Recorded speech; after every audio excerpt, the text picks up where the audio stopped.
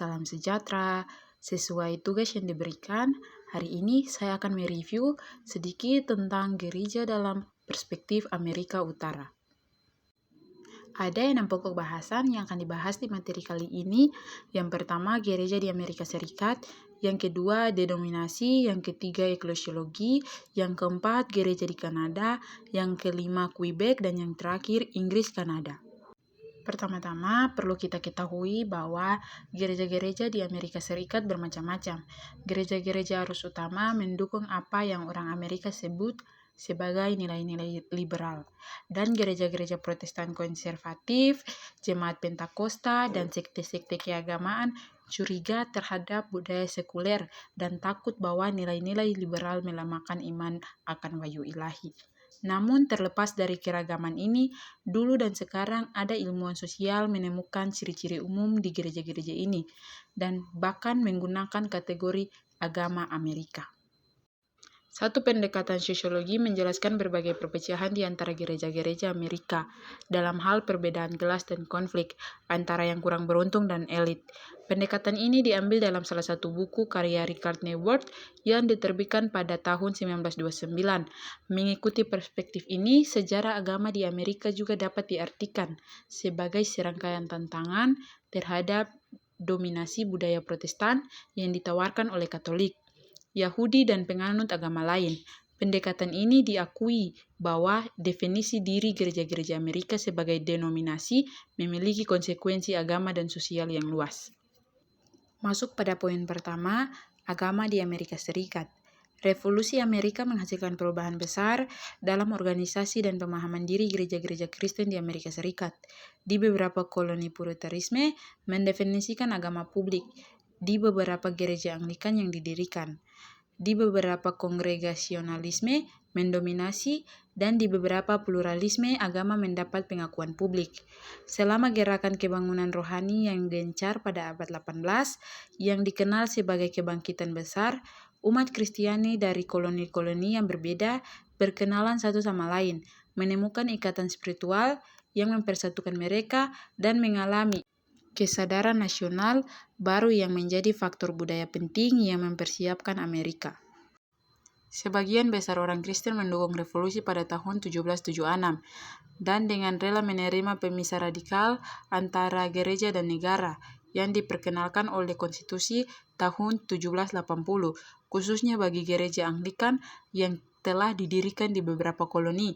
Situasi sejarah yang baru menuntut pemikiran ulang tentang identitasnya dan reorganisasi komunitasnya. Gereja Episkopal Protestan Amerika Serikat, bahkan gereja Katolik Roma dipengaruhi oleh budaya baru yang demokratis dan egaliter. Yang berikut, denominasi. Revolusi Amerika mengilhami eksperimen gerejawi yang benar-benar baru. Gereja-gereja Amerika mengatur diri mereka sendiri sebagai komunitas wadah sukarela, dan sementara masing-masing percaya bahwa itu adalah ekspresi setia dari landasan Kristus.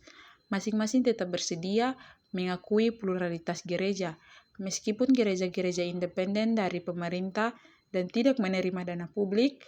Mereka menawarkan dukungan budaya untuk republik, bangga menjadi orang Amerika, dan dengan demikian kontribusi pada penciptaan kesadaran nasional. Pengorganisasian diri yang baru dari gereja-gereja membutuhkan kosakata baru. Mereka menjadi denominasi. Denominasi adalah inovasi radikal. Berdasarkan pengalaman Eropa, sosiologi telah membuat perbedaan yang jelas antara gereja dan sekte. Menurut Max Weber, gereja diidentik dengan komunitas di mana mereka berada dan karenanya oleh dilahirkan ke dalamnya. Sedangkan sekte adalah kelompok kecil yang dibentuk oleh orang-orang yang telah memilih untuk menjadi anggotanya. Dengan demikian, ia membedakan antara sejarah budaya gereja yang didirikan dan yang disebut komunitas berkumpul. Ernest mengembangkan pembedaan ini dengan mengeksplorasi implikasi budayanya. Ada beberapa politikus serta penulis yang mengungkapkan pendapatnya mengenai denominasi. Yang pertama, kita melihat dari Richard Neuwirth. Ia mengatakan bahwa kesediaan untuk menganggap diri mereka sebagai minoritas yang berada dalam masyarakat pluralistik agama gereja Eropa yang terletak di Amerika tidak lagi menjadi gereja dalam istilah sosiologi. Dengan demikian, sekte Eropa yang hadir di Amerika mendukung republik dan bekerja sama dengan orang Amerika lainnya. Tidak lagi menjadi sekte dalam istilah sosiologi. Gereja dan sekte telah menjadi denominasi. Mereka ingin setia pada tradisi pengakuan mereka. Namun terlepas dari ketegangan interdenominasi, mereka bersedia mengakui struktur kekristenan yang jamak. Yang berikut kita melihat pandangan dari Max Weber. Ia mengatakan Amerika Serikat pada awal ke-20 juga kagum dengan partisipasi aktif orang-orang di gereja mereka, meskipun gereja tidak mendapat pengakuan publik atau menerima dana publik. Dia membenarkan pengamatan bahwa sistem denominasi memenuhi fungsi sosial yang penting. Weber menceritakan banyak kisah tentang betapa pentingnya keanggotaan gereja, bahkan dalam dunia bisnis. Salah satu contohnya menyajikan seorang pengusaha baptis yang berpindah dari satu kota ke kota lain, memperkenalkan diri kepada pendeta gereja baptis di tempat barunya, mendokumentasi bahwa dia telah menjadi anggota yang bereputasi baik di gereja baptis di lokasi sebelumnya, dan kemudian dengan rekomendasi dari menteri baru mengajukan diri kepada pengelola bank lokal untuk mendapatkan kredit. Kita melihat dari pandangan Peter Berger dan Brian Wilson yang menulis secara independen pada tahun 1960-an, mencoba mendemonstrasikan teori sekularisasi secara ilmiah dengan menggunakan data empiris yang dikumpulkan di masyarakat Eropa. Mereka dipermalukan oleh bukti tanding dari agama yang berkembang pesat di Amerika. Namun, alih-alih mencari penjelasan sosiologi untuk perkembangan ini, mereka mengklaim bahwa anggota Amerika begitu sekuler atau begitu sentimental sehingga tidak dianggap sebagai bukti tanding. Ini bukan argumen persuasif. Apa yang sebenarnya diakui oleh para penulis ini adalah pengalaman Amerika menyangkal validatis universal dari teori sekularasi. Pada poin ketiga, membahas tentang eklesiologi. Eklesiologi sebagai refleksi teologis sistematik tentang gereja dalam terang iman merupakan perkembangan yang cukup baru, namun dengan cara yang tidak sistematis. Para bapak gereja menafsirkan gereja Kristen berada dari dunia kafir dalam hal gambar Alkitabiah untuk komunitas tebusan Allah, seperti umat Allah, Israel sejati, Yerusalem surgawi, mempelai wanita domba, tubuh Kristus, dan banyak lainnya.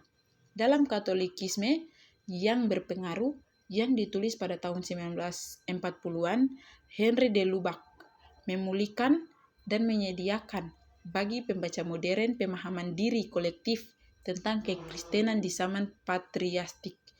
Berkat pemulihan Allah yang tidak pantas, gereja, meski ditandai dengan perselingkuhan yang berulang-ulang, menjadi diberkati untuk bertobat, untuk diampuni, dan untuk selamanya tetap menjadi umat pilihan Tuhan. Di sini gereja adalah manifestasi nyata dari realitas transhistoris.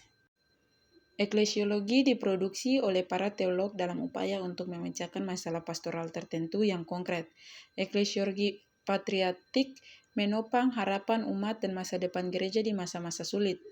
Eklesiologi abad pertengahan dan Eropa pasca reformasi membela legitimasi institusi gerejawi. Munculnya eklesiologi yang dipicu oleh karya Mohler dan Neumann ditunjukkan pada pembaharuan spiritual pemahaman diri gereja. Sebagai Protestan, mereka menganggap gereja sebagai komunitas orang percaya. Setiap denominasi berusaha menunjukkan bahwa otoritasnya apostolik, yaitu sesuai dengan kesaksian Perjanjian Baru. Sementara gereja-gereja terus berdebat tentang berbagai masalah teologis dan etis. Ketidaksepakatan eklesiologi mereka berkaitan dengan dasar otoritas gereja yang diwahyukan.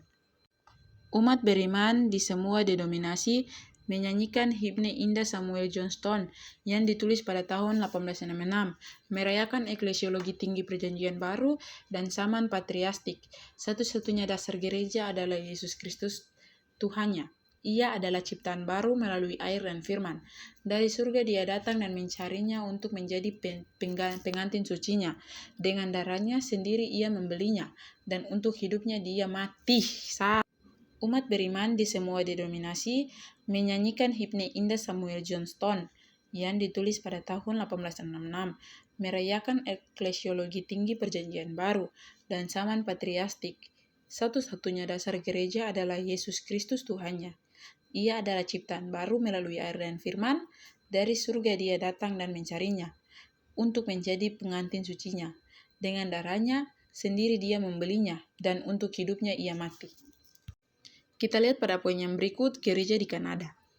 Kanada adalah dominion Inggris yang dibuat pada tahun 1867 dengan menyatukan beberapa koloni Inggris.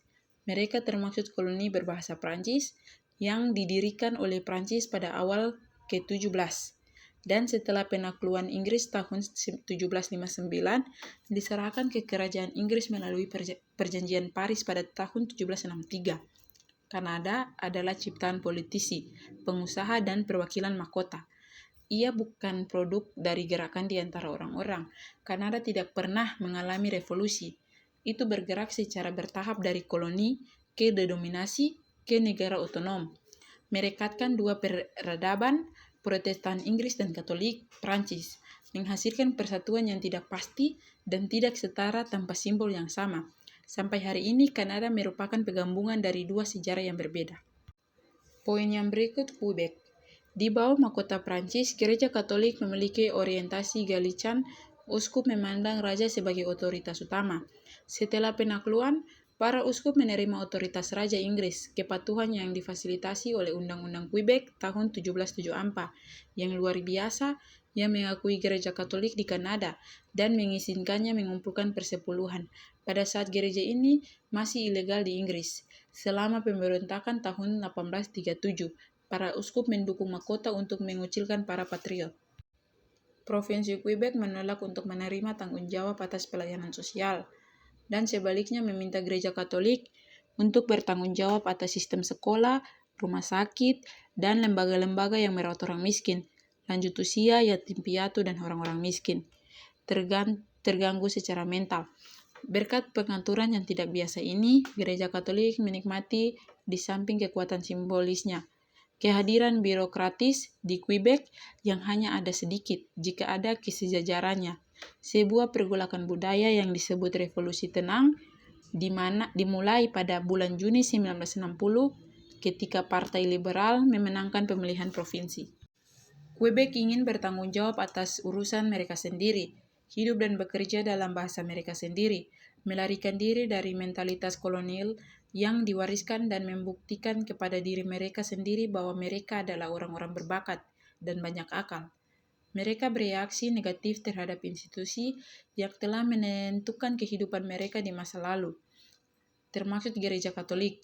Namun karena Vatikan II berlangsung pada waktu yang sama, umat Katolik merasa bebas untuk menentang kekuasaan para klerus dan mendukung ajaran Katolik yang lebih terbuka terhadap nilai-nilai modern. Poin yang berikut, Inggris-Kanada. Seperti yang ditujukan sehubung dengan Quebec, mulai pada abad ke-17, Inggris menaklukkan koloni Amerika Utara, memiliki kerajaan Prancis, sebuah proses militer dan politik yang berpuncak pada penaklukan kota Quebec pada 1759 dan penyerahan koloni Prancis terakhir ke Inggris pada tahun 1763. Upaya kerajaan Inggris untuk mendirikan gereja Anglikan di koloni yang baru diakuisisi tidak berhasil dalam jangkauan panjang. Pluralisme Protestan di bagian ini memberikan perlawanan yang efektif. Pendirian Kanada pada tahun 1867 berdampak besar pada gereja-gereja, sementara mereka sebelumnya diorganisir secara terpisah di berbagai koloni. Mereka sekarang mendukung kesatuan politik yang baru dibentuk dan mulai membentuk organisasi nasional mereka sendiri. Pencarian akan persatuan yang lebih besar menghasilkan gerakan di antara gereja-gereja yang berlanjut hingga abad ke-20.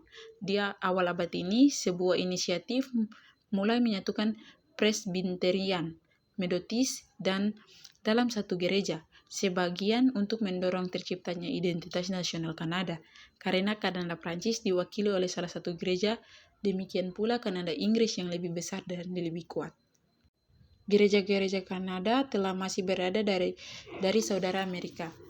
Gereja Protestan Kanada bersifat konservatif, mendukung monarki, memahami diri mereka sebagai perpanjangan dari gereja Inggris, dan setelah konfederasi, mendukung identitas Kanada yang belum pasti. Kanada tidak memiliki agama sipil atau mitos nasional yang menyatukan orang Kanada yang berbahasa Prancis dan Inggris, dan mungkin mengilhami gereja-gereja Protestan dengan hasrat mesianis. Teologi Protestan Kanada, Daulas, dibujuk oleh pengalaman Kanada, mengumumkan dalam karyanya Akhir dari Kekristenan anjing. Teolog Protestan Kanada, Douglas Hall, dibujuk oleh pengalaman Kanada, mengumumkan dalam karyanya Kekristenan Konstantinian, menyerukan kepada gereja untuk memahami dirinya sebagai diaspora, yang mengusulkan bahwa tanda yang mengungkapkan identitas gereja adalah tanda salib. Seperti Yesus, gereja akan mengalami penolakan. Situasi sejarah yang baru menuntut agar gereja memikirkan kembali misinya dan dengan berani menempuh jalan yang baru. Jadi dapat disimpulkan bahwa pandangan sosiologi terhadap gereja-gereja di Amerika Utara mengungkapkan bahwa mereka mengungkapkan pemahaman teologis mereka dalam praktik, dalam bentuk organisasi dan keputusan. Meskipun mereka tidak mampu membenarkan praktik mereka dalam istilah teologis, struktur denominasi agama di Amerika Serikat menyiratkan bahwa denominasi peserta mengakui, selain klaim mereka sendiri atas kebenaran apostolik, kebenaran ekonomi, keselamatan yang lebih luas, bahkan jika ini menyiratkan relativisme tertentu yang tidak mereka sukai setelah sebagian besar gereja di Amerika Utara memikirkan kembali hubungan mereka dengan orang Yahudi. Demikian pembahasan materi tentang gereja dalam perspektif Amerika Utara.